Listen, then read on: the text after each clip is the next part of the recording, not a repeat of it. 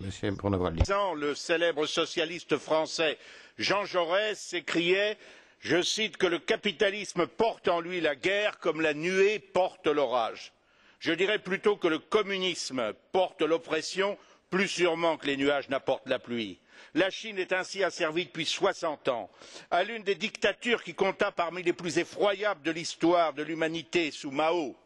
Pourtant adulée et encensée par une grande partie de l'intelligentsia européenne, dont ses apprentis sorciers, que furent alors l'actuel ministre français Bernard Kouchner, le philosophe André Glucksmann et beaucoup d'autres maoïstes, avec enthousiasme, ce qui aurait dû suffire à discréditer les tentatives révolutionnaires de 1968.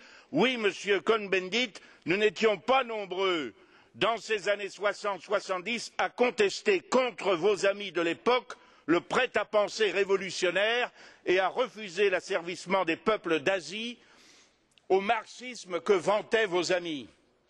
Aujourd'hui, l'étau s'est un peu desserré sur le plan économique et les progrès rapidement réalisés par le peuple chinois, l'un des plus intelligents et industrieux du monde, ont contribué à masquer la réalité politique qui demeure une dictature, pas de liberté, pas de véritables élections représentatives de la population, pas d'indépendance du système judiciaire, persécution, emprisonnement, exécution des dissidents politiques, intellectuels ou religieux. Comme les Mongols de Mongolie extérieure, les Ouïghours ou Turkmènes du Xinjiang, le Tibet supporte cette oppression qui vise à détruire son identité.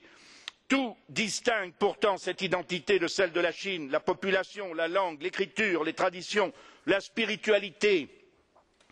Dans le cas du Tibet, hélas, il n'y a pas que l'occupation militaire ou la répression politique, il y a aussi le recours à l'immigration. Vous avez tiqué tout à l'heure quand on évoquait le Kosovo, mais il y a un point commun à des questions aussi diverses que le Kosovo et le Tibet, ce sont les conséquences de la politique d'immigration sur les peuples indigènes. Ces conséquences sont terribles, mais ce qu'il y a de plus terrible encore, c'est que non contents de nous masquer cette réalité, nous laissons ce processus s'enclencher en multiples points des territoires qui sont les nôtres.